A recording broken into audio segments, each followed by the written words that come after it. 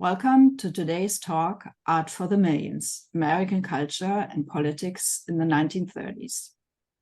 I'm Rachel Stern, Director and CEO of the Fritz Ascher Society for Persecuted, Ostracized, and Banned Art based in New York.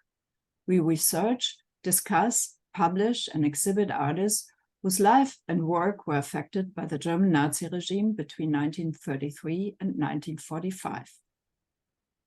I'm now honored to introduce Allison Rudnick, Associate Curator in the Department of Drawings and Prints at the Metropolitan Museum of Art, where she oversees the visual culture and ephemera collections.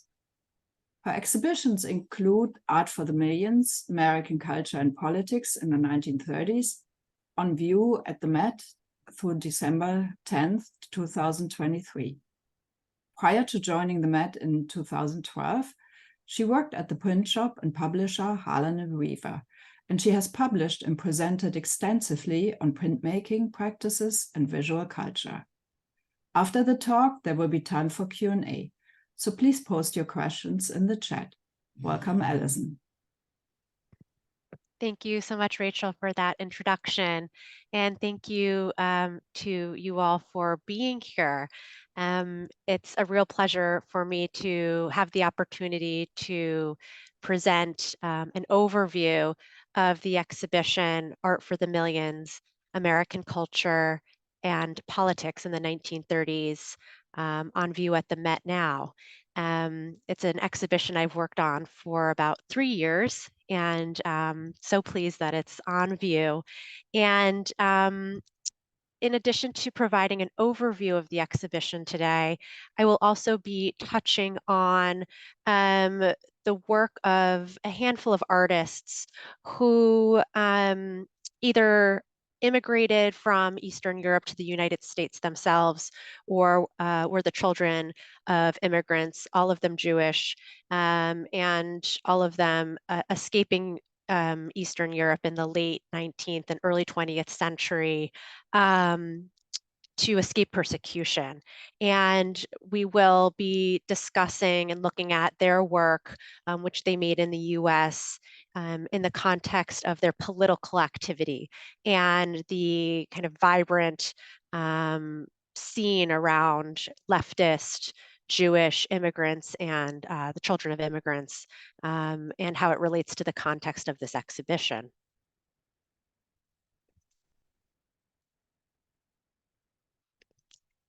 So Art for the Millions, excuse me, is an exhibition at the Metropolitan Museum of Art that includes roughly 80%,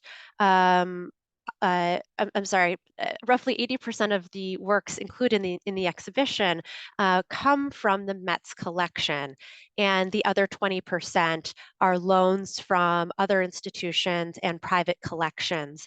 It's an exhibition that examines the visual culture of the United States during the 1930s, which was marked by the Great Depression. And the Depression was initiated by the stock market crash of 1929, and it led to a period of very high unemployment rates, of mass poverty, and it's a very difficult decade, a decade marked by challenges and poverty. But it's also a decade, I think for these reasons, of really vibrant cultural production in all realms of culture during this period. And so it was an interest of mine to present this exhibition as one about the visual culture and the material culture of the period. And that way, visitors to the exhibition could get a sense of what it was like to live in the US during the 30s. And so this is the entrance to the exhibition, which includes a video of a dance, a dress, and a group of posters, kind of broad spread in terms of the types of objects that you're introduced to when you first come upon the exhibition. And this decision was made in order for visitors to the exhibition to know right off the bat that this was a show that includes a wide range of mediums and visual formats. The focus of the show is the ways in which political ideas and ideologies were spread and communicated through, for example, dance and fashion and posters, and a whole other, a broad range of mediums. Um, because the 30s was a period of such hardships, um, political allegiances were really consolidated and solidified, and it was a decade marked by divisive politics, not too different from the world we're living in today. And there was a broad spectrum of political allegiances that were embedded in the visual culture of the period. Now, one of the works that greets visitors to the exhibition is this dress, which is made from a textile design by the designer Ruth Reeves, who was a very prominent designer during the 1930s. She studied art in Paris early in her career, and she learned about Cubism and other European avant-garde um, movements, studying with the prominent French artist Fernand Léger. And then when she returned to the United States, she incorporated the lessons she learned from studying in Paris, and used those compositions, cubist compositions, abstract compositions, and fused them with motifs that were based on Americana. She was someone who, during the 30s, advocated very widely for the use of and the kind of seeking inspiration in what she deemed specifically American motifs. So here's a great example. We have a dress whose composition looks cubist, but its palette is red, white, and blue. So there's a kind of patriotic feel to it. It's called the Playboy print, or Playboy dress, and it incorporates scenes of people engaging in very American sports and leisure activities like horseback riding, card playing, and tennis. And it speaks to the ways in which designers, artists, and other cultural practitioners during the 30s looked to the arts of the United States and its past for inspiration, which was one kind of major trend during the 30s. And so this just really brings together some of the major themes in the exhibition. Now, the first theme dealt with in this show, and I should mention that the show is organized thematically, is leftist politics and labor. Following the stock market crash of 29, an unprecedented number of people living in the United States took up communist and socialist causes, many of them actually joining the Communist Party. This was due to a kind of general lack of faith in capitalism. People thought, well, if it's the capitalist system that caused, the crash and this just widespread devastation and poverty, let's look to other models of government and economics for moving forward in the future. And this was something that was engaged by many artists during this period. So this first gallery of the exhibition deals with the various kind of strands of leftist politics and art during the 30s. And as I mentioned earlier, I'm going to be homing in on the work of a select few artists who were came to the United States or whose families came to the United States because of persecution. And all of these artists whose biographies I will touch on were somehow on some level engaged with leftist politics. Now, just to set the scene for this gallery, the gallery opens with these two works. On the left, O. Louis Guglielmi's One Third of a Nation of 1939. And on the right, Norman Lewis's The Soup Kitchen of 1937.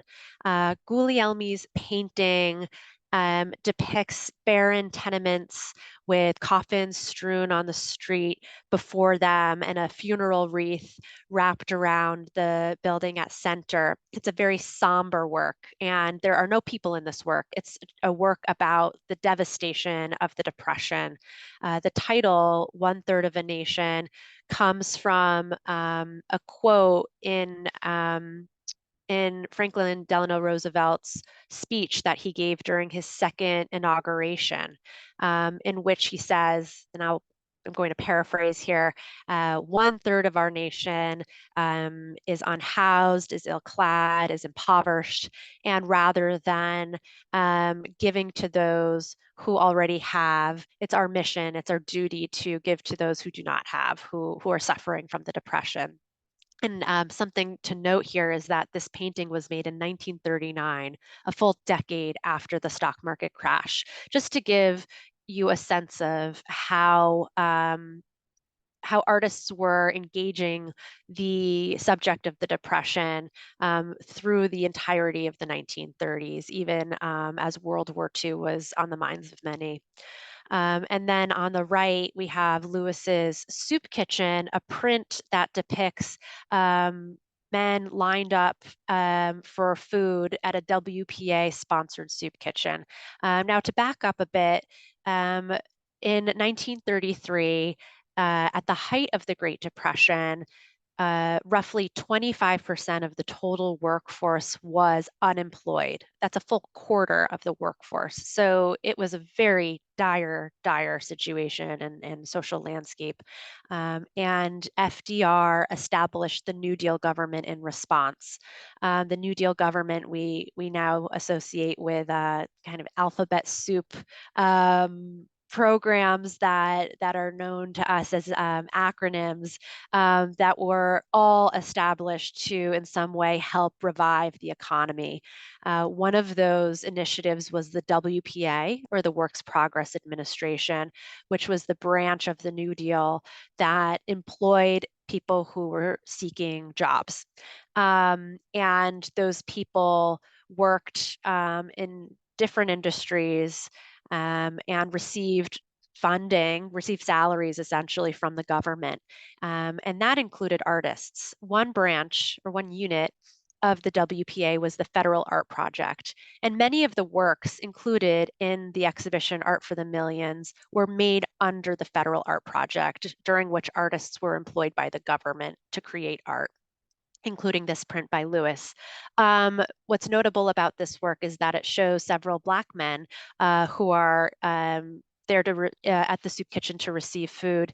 And as a Black artist, Lewis strove to bring attention to the particularly devastating effects of the Depression on Black Americans and other people of color who also faced, racial discrimination in the workforce and elsewhere. Now we turn to Philip Guston, one of the artists I'll be focusing on. He might be a familiar name to some of you. He's one of the better known artists represented in this exhibition. And he's best known for working in an abstract mode after World War II. He was an abstract expressionist along with Jackson Pollock and Mark Rothko and others. And then at a later point in his career, he rejected abstraction and returned to figuration.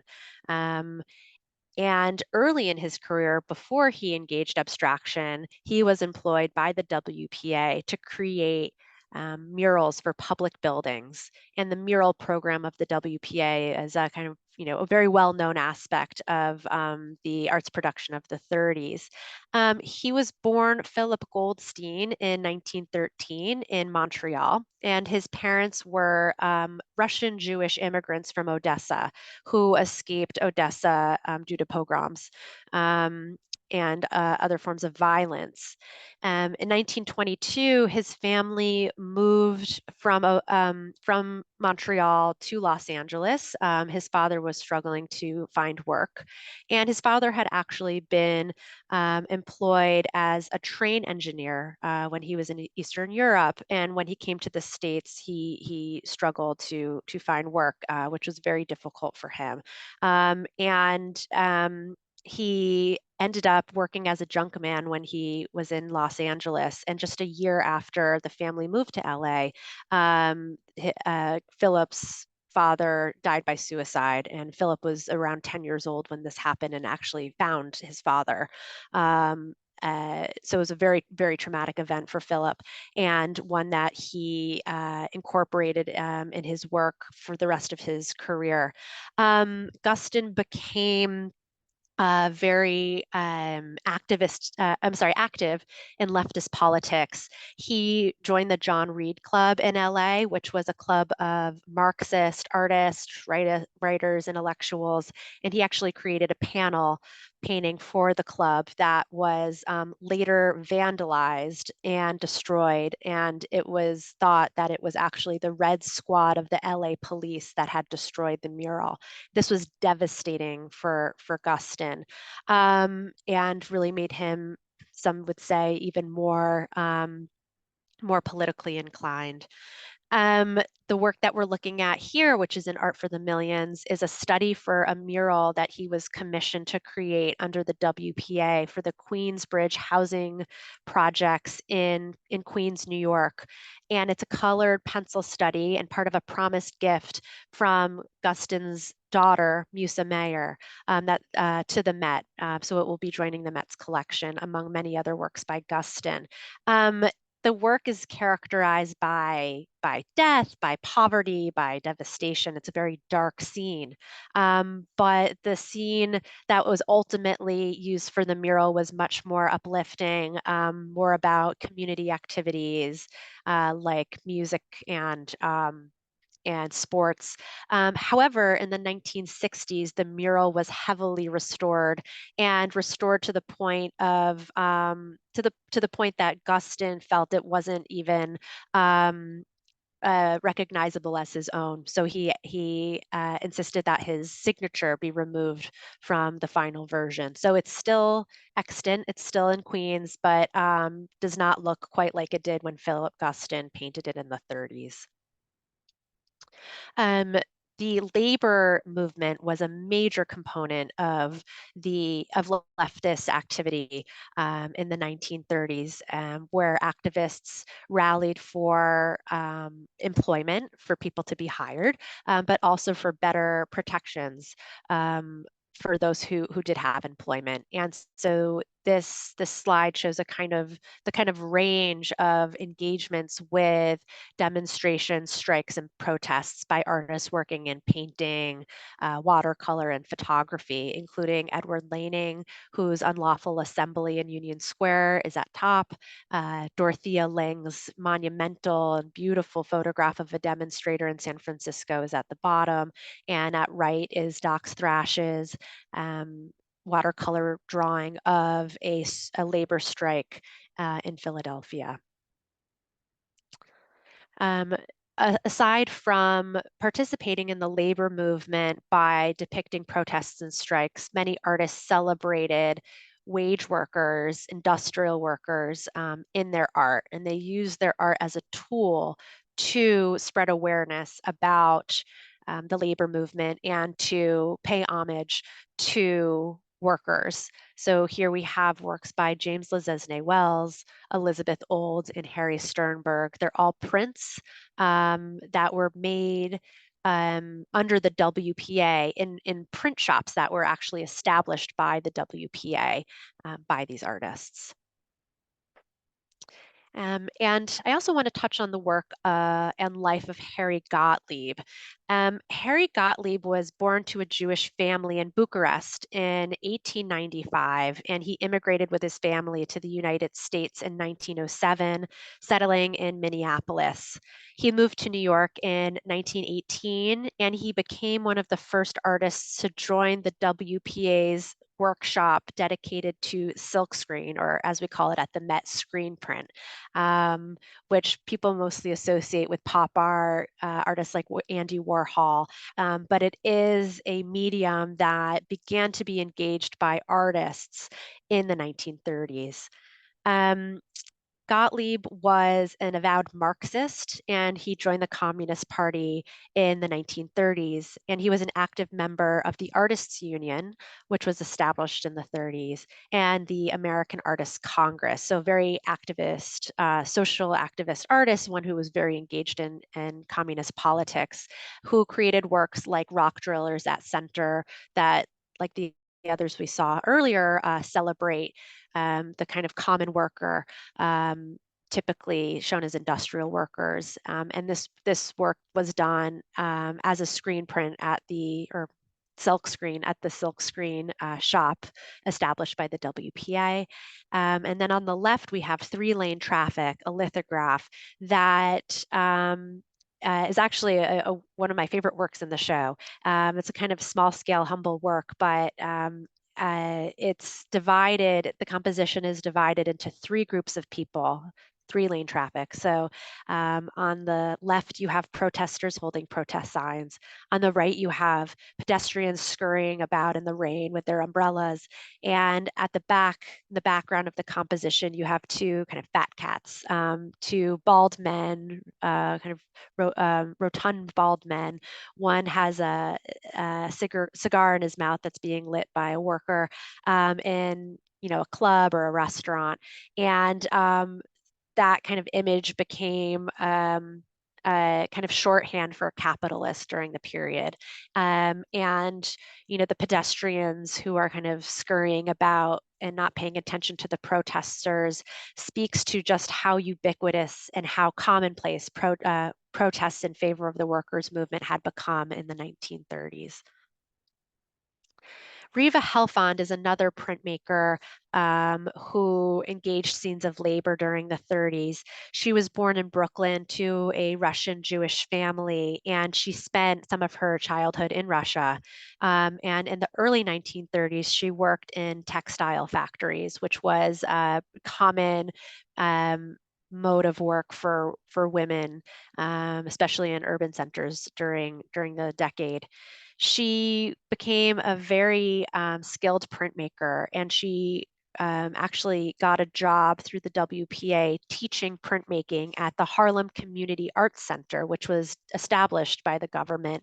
And she worked there in the late 1930s and taught printmaking to many of the leading artists of the Harlem Renaissance, including Jacob Lawrence, Romare Bearden, and Robert Blackburn. So she had a major impact on the art scene in Harlem during this period, and one that would be very lasting as well. And then she later worked in the silkscreen workshop of the WPA with Harry Gottlieb. Now, the work that we're looking at here, Curtain Factory, is a labor scene, but it's one that has a gendered component. It's not industrial labor. It's picturing instead women's labor, women working at a curtain factory, the type of factory that Helfond herself worked at. And the figure at the far right, who's hunched over her iron with her shoulder kind of protruding upwards, is very much evocative of Picasso's Woman Ironing of 1904 in the Guggenheim's collection, which had by that point in the 30s become an iconic image of women's labor, and really emphasizes the pain and the physical strain of this kind of work. Now, the exhibition also deals with the communist press. So we've just spoken about many prints made by leftist artists. And aside from the WPA establishing print shops that provided opportunities for artists to make prints, some of them for the very first time, many artists took to printmaking because prints are made in multiple. And artists saw printmaking as a democratic medium, one that enabled them to circulate widely their political messages. The press acted in a similar way. And in the minds of many of the artists who contributed illustrations to communist and socialist magazines and journals, it reached an even broader audience, and an audience that wouldn't necessarily be audience who was engaged in the art scene. So here on the left, you have a poster advertising the Daily Worker by Hugo Gellert. At top, we have the 2 issues of the New Masses, which was a very popular communist magazine published in New York, and to which many different leftist artists contributed to the covers. And at the bottom right, we have 2 issues of Labor Defender, and the covers are made using photo montage. And these are all examples of works that are in Art for the Millions. Here we have an image of Alice Neal's Kenneth Fearing. Alice Neal was a very prominent leftist artist who early in her career lived in Greenwich Village among this kind of milieu of leftist intellectuals, writers and other artists and poets. And this is her portrait of Kenneth Fearing, a prominent poet who dealt with issues of social issues in his poetry, and you can see vignettes surrounding his image. For example, on the left, an image of police brutality, and at the bottom left corner, an image of a war veteran. So the images that surround him are ones that connect to his work. But a detail that I love, which is encircled here, or in this square rectangle here at the center left of the composition, is this minute figure who's holding an issue of the Daily Worker under his arm. And so it just goes to show what a major impact these periodicals had on intellectual life during this period. Now, William Gropper is the last artist whose biography I'll delve into just a bit. Gropper was born in New York to Jewish immigrants from Romania and Ukraine. And like Philip Guston's father, Gropper's father was well educated back in Eastern Europe, but when he came to the United States, he had difficulty finding work. And some scholars have posited that that's one of the reasons that William Gropper himself became radicalized. He saw what he considered to be the failures of the capitalist system. You know, his father, this educated man who spoke many languages and was very skilled, could not find work. He never formally joined the Communist Party, but he was a committed Marxist, and he worked as an illustrator for many periodicals, including the periodical we see here, Der Hammer, which was a Yiddish language periodical, and it was the monthly offshoot of the Yiddish leftist newspaper Die Morgenfreiheit, which was published in the United States. Gropper contributed cover illustrations to dozens of issues of Der Hammer, and became his illustrations became very well known to Yiddish-speaking population in New York who were reading this journal and others. And you see here, for example, on the in the issue at left, an image of a fist, and the man behind the cannon. People have commented that he looks like the Monopoly man. He's kind of like the prototype to the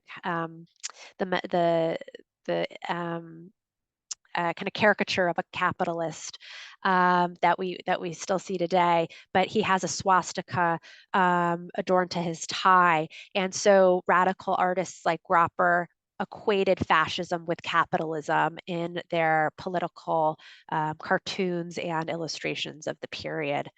And I should note that as I said earlier, and as I'm sure many in this audience know, of course, there was an influx of Jewish immigrants to the United States from Eastern Europe due to violence and the proliferation of pogroms in Eastern Europe. And this was really accelerated after the Russian Revolution of 1905. There was an influx of Jewish refugees and immigrants to the United States following that revolution, in part because Jews were scapegoated as inciting the revolution, and there was that was followed by more violence, more pogroms, and it radicalized a lot of Jews. And so the Jews who settled in the United States after the 1905 revolution, many of them had taken up revolutionary politics and continued to engage those politics when they came to the United States. Now we're going to move on to other parts of the exhibition, other themes. The second major theme that the exhibition deals with is on view in these installation shots here. And the works on view in these galleries deal with the theme of cultural nationalism or cultural nationalisms. I use the plural here and in the exhibition because there's no one singular definition of cultural nationalism during the period. One of the aims of the exhibition is to show just how diverse engagements with cultural nationalism was. Now, what is cultural nationalism? It refers to this period during the 1930s, during which there was a kind of spread of patriotism that made its way into the cultural realm. During this period of hardship and devastation, many people in the United States clung to their national identity for a sense of solace and a sense of belonging. And there was a real kind of isolationist tendency that came along with that, or went along with that. Coupled with the rise of fascism in Europe, communism in Europe. We just talked about how that took hold of the United States as well. But many who participated in this trend of kind of looking inwards and looking to the United States and kind of clinging to their national identity, incorporated celebrations of democracy and the pluralism and freedom that is associated with the democratic model. And all of those values were imbued in the works that artists created. So I want to start here with the work on the left by a modernist artist, Charles Sheeler, who's well known primarily for his precisionism works that he made in the 1920s of industrial scenes, cityscapes, skyscrapers that really celebrate industry, and they're very sleek, beautiful compositions. In the 30s, Sheeler began to incorporate motifs of Americana more and more into his work. Americana, the painting we see here in the Met's collection, is a kind of formalist experiment in which Sheeler is using items in his home, his furniture, his textiles, to play with tensions between flatness and depth. It's a modernist experiment. What's interesting in the context of this exhibition about this work is that the types of objects that populate his home that we see here include shaker furniture and other furniture, historic American furniture that became very in vogue during the 1930s. Now, on the far right, we have here a scene or a shot from the exhibition showing a cluster of 5 drawings, including one of a shaker table and benches. Now, these drawings are all part of the Index of American Design, which was a WPA unit established specifically to employ out-of-work illustrators, graphic designers, commercial artists, those who had watercolor skills but could not find work in the commercial realm during the Depression. They were tasked with creating these very lifelike, true to life replicas in watercolor of vernacular American design. So furniture and textiles and other types of craft that were made by different communities across the United States between the colonial period and around 1900. So this is another aspect of cultural nationalism where the government tasked these artists with creating an archive of historic American design and craft. But it also speaks to the interest in these types of objects among Charles Sheeler and other modernist artists.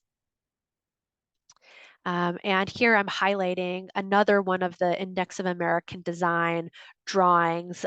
This one that you see at the center at top of an Adam and Eve scene that is a wood carving, a painted wood carving made by a Hispano artist in the southwest of the United States. There was a major centuries-long tradition of wood carving in villages in New Mexico during for centuries, and it was seen by many as this kind of historic tradition. But as we see illustrated by the piece here at left by Jose Dolores Lopez, it was a tradition that continued to be engaged into the 1930s by these artists. Lopez made this Adam and Eve scene, also carved in wood, around 1930. It's from the collection of the Museum of Modern Art. It's an exquisite piece. And what's notable is that Lopez did not paint the surface of his sculpture. He left it bare, and he did that in order to appeal to the tastes among art collectors, collectors of this type of material in the United States during the 30s.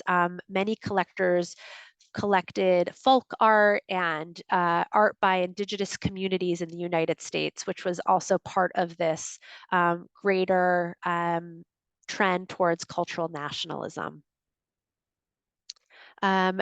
Cultural nationalism is also seen in the fashion of the period, which we already explored in the dress by Ruth Reeves that opens the exhibition. You can see it on view here in this dress by Mallinson and Company, which is called the Betsy Ross Liberty Bell dress. And it's a dress from the Costume Institute at the Met. And it's part of a series of dresses that Mallinson issued in 1929 that all have some kind of Americana theme, scenes from American history. In this case, it's a scene of Betsy Ross showing the American flag that she had sewn to George Washington and other forefathers, surrounded by Independence Hall and the Liberty Bell and Stars and Stripes. But it's embedded in this Art Deco silhouette and this Art Deco style. It's a silk dress that was sold at department stores in the late 20s and early 30s. And on the right, we have a graphite drawing, which is a study for a mural by Charles White, showing Sojourner Truth and Booker T. Washington. And it's part of a larger mural celebrating the contributions of Black American historic figures, and shows how artists like Charles White, who was a Black American himself, were working to nuance and complicate mainstream narratives of American history by making them more inclusive. As a foil in a way to the works we were just looking at, having to do with cultural nationalism, there were other artists, particularly photographers during the 30s, who strove to show the harsh realities of the Depression, and in particular, the devastating toll that the Depression took on people living in rural areas in the United States who were affected by the unemployment that came with the Depression, but also affected by environmental catastrophes, such as the Dust Bowl. On the left is a poster by Ben Shahn, and he was commissioned to create a poster advertising the Resettlement Administration, a New Deal government initiative established to relocate people in impoverished rural areas. It gave figures like Sean work to create propaganda or advertisements for government programs like the RA. The RA, or Resettlement Administration, morphed later into the Farm Security Administration, which served rural communities. And it also had a photography arm, through which many prominent photographers were employed to travel around the country taking photographs like this one by Walker Evans. Actually, like this one, but this one in particular was not a government photograph. It was not made for the FSA. But Walker Evans and Ben Shahn, Dorothea Lange, and many other prominent photographers worked for the FSA, making some of the most striking and well-known photographs from American history, including The Migrant Mother by Dorothea Lange. This work by Evans, showing a tenant farmer and his daughter, was actually commissioned by Fortune magazine and ended up being published in a different book after Fortune actually rejected these images. Now, the very last gallery of the exhibition deals with issues of technological innovation, industrial innovation, these works that communicate the United States' prowess in these fields, in industry, in technology, and even in the economy, as the Depression was still raging. Though because the works in this gallery are a bit more hopeful and looking to the future, as we'll see, many of them were made in the later 1930s and even in the early 40s, and overlap with the war. Interestingly enough, I found when organizing the exhibition that many of the works that, at least in my mind, drew on an aesthetic that celebrated American advancement, American progress. Many of these artistic movements were actually found in the design industries, including industrial design, graphic design, architectural design. And here we have a few works illustrating the industrial design segment of the show.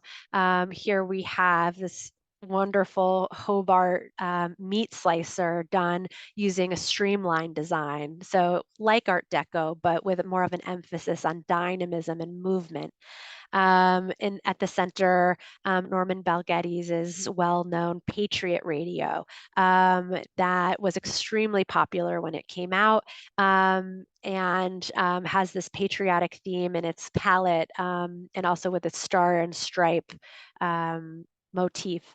And one of my favorite objects in the show at right, Isamu Noguchi's radio nurse, which is the very first baby monitor to be produced ever. And for those of you who know Noguchi, a well-known sculptor, you might picture organic materials and abstract organic forms. And you see Noguchi engaging abstraction and organic looking materials. However, the material is bakelite, which is a type of plastic that, and he used this dark, rich brown color to evoke wood, and the form evokes an abstracted head. Here we have a set of posters advertising the Rural Electrification Administration, the government commissioned the great designer Lester Beale to create these, to advertise the REA, which was a government program that brought electricity to rural parts of the United States for the very first time. And we end here with a section on the World's Fairs, plural, excuse me, of the 1930s. There were many World's Fairs in the United States staged in the 30s, but the two most popular and the largest were the 1933 fair in Chicago and the 1939 fair in New York. Augusta Savage, a leading Harlem Renaissance artist, was commissioned to create this large-scale sculpture for the New York World's Fair, commemorating the Black national anthem called Lift Every Voice and Sing. And you see it in the postcard in situ at Wright. And it was unfortunately destroyed at the close of the fair because Savage could not afford to maintain this large-scale sculpture. But there were many small replicas made as souvenirs that still exist. And we were able to borrow one from the New York Historical Society, which you see at left. And the very last works that you encounter in the exhibition are these scarves by Ruth Reeves, whose dress we investigated at the very beginning of this talk. So we begin and end with Reeves, this very prominent designer who created silk scarves advertising the World's Fair. They were made a year before the fair opened. They were sold at department stores among other World's Fair accessories, including umbrellas and hats. And you know, you see in the poster by Joseph Binder at left the architecture of the World's Fair and then how that architecture is incorporated into the scarves. The title of the exhibition is Art for the Millions, and this speaks to the ways in which art was brought to the masses through commerce, through governmental initiatives, and through propaganda during the 30s. We'll end there, and just a note that the exhibition is on view at the Met through December 10th. Thank you so much. Thank you so much, Allison. What a rich talk and what a rich exhibition. So thank you. We now have a little time for Q&A, so please post your questions.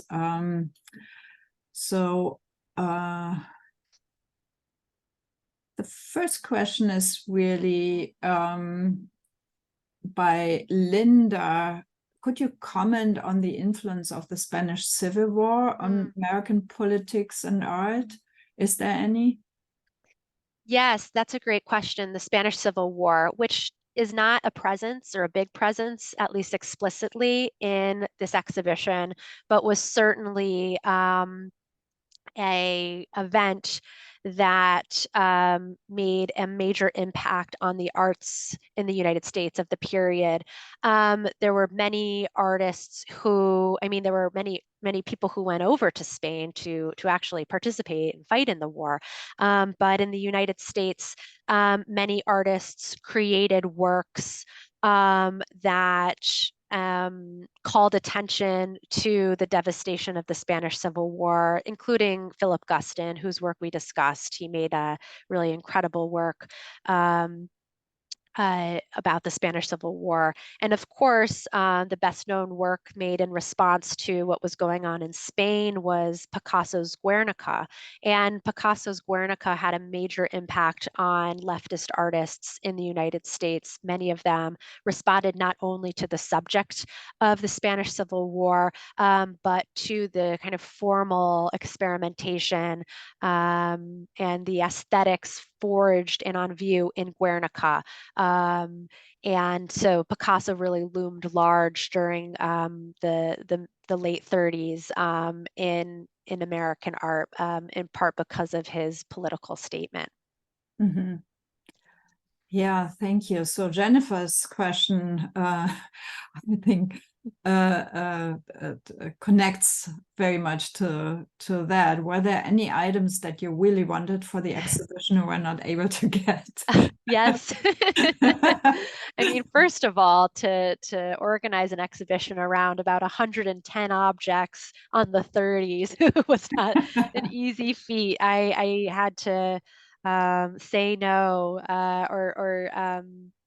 had to limit the checklist, obviously, and did my best to select works that um, related closely to the major themes that the show engages, so that the kind of major political drivers of art of the period, leftist politics, cultural nationalism, and progress, so that all the works revolved around one of those three themes.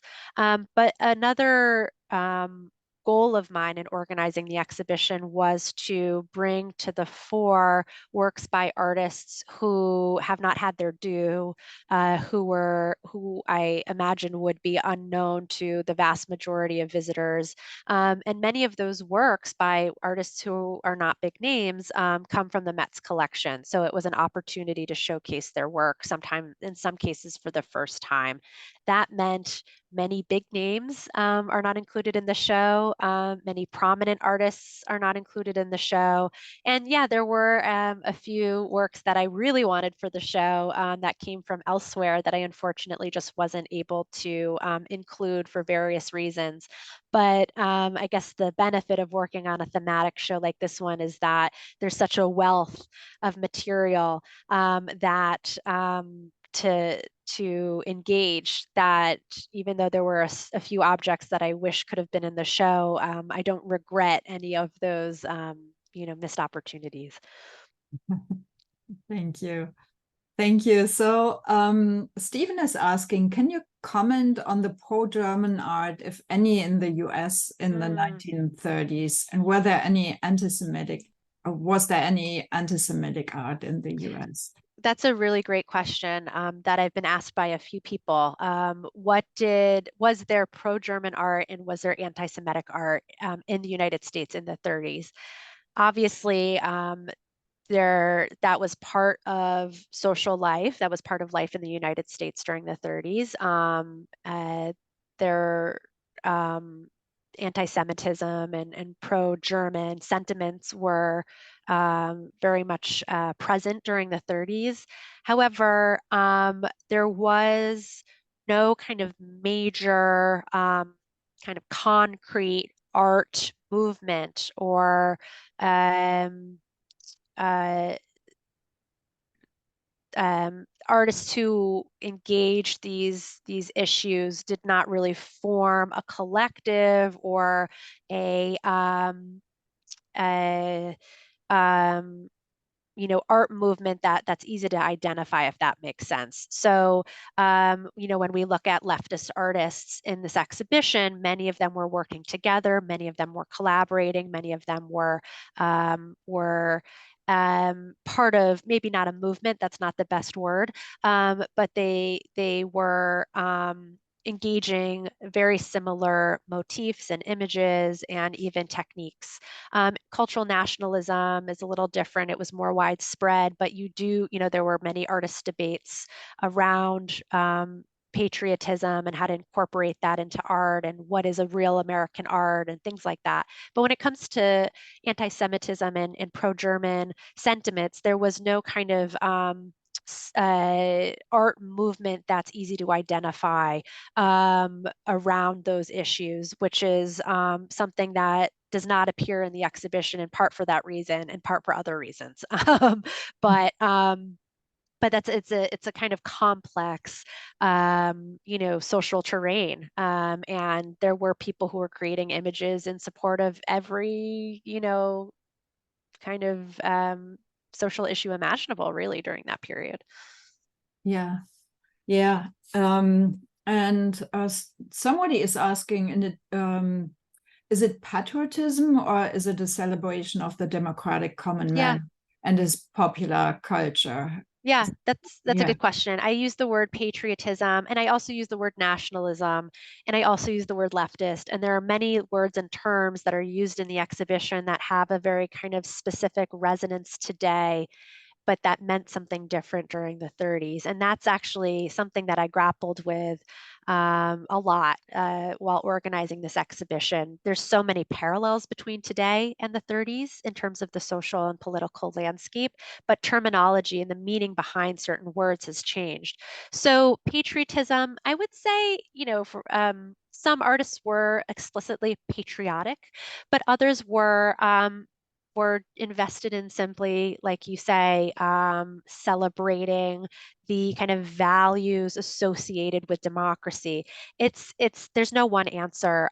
Every artist, had their own agendas or their own interests, and it looked different across the board. And even if looking at a single artist's career, their interests, one person's interest, changed even over the course of the decade. So something that I strove to communicate in this small exhibition was the nuances that you point to in that question. So I really do appreciate you pointing that out. Mm-hmm. So Wanda is asking, what happened to all these open communists during the 1950s McCarthy hearings? Yeah, that's a great question. So of course, some of these artists did not fare well in the 50s.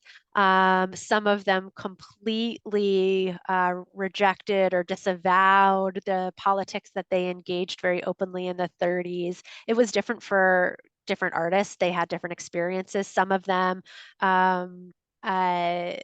continued through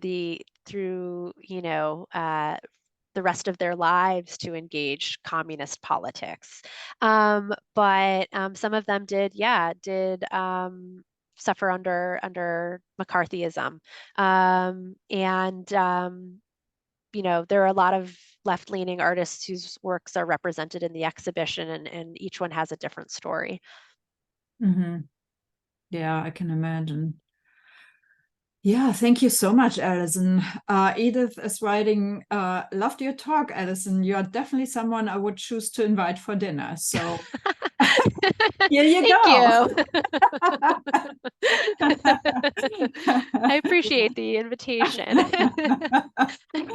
And others just thank you, and I thank you for that too. Thank you for bringing the exhibition into the virtual space for those who cannot be in New York and see the actual exhibition. For those who are who live in or near New York or visiting until the end of the year, I very highly recommend seeing the exhibition. It is on view through December 10 at the Metropolitan Museum of Art. So, and I also want to mention that there's a substantial publication that accompanies the exhibition. So for those who want to find out more, there's that also. And I will put the link in the follow-up email. Thank you so much, Allison, for sharing your knowledge and sharing your exhibition with us. Well, thank you for the opportunity. Thanks so much. Take care and be well. Thank you.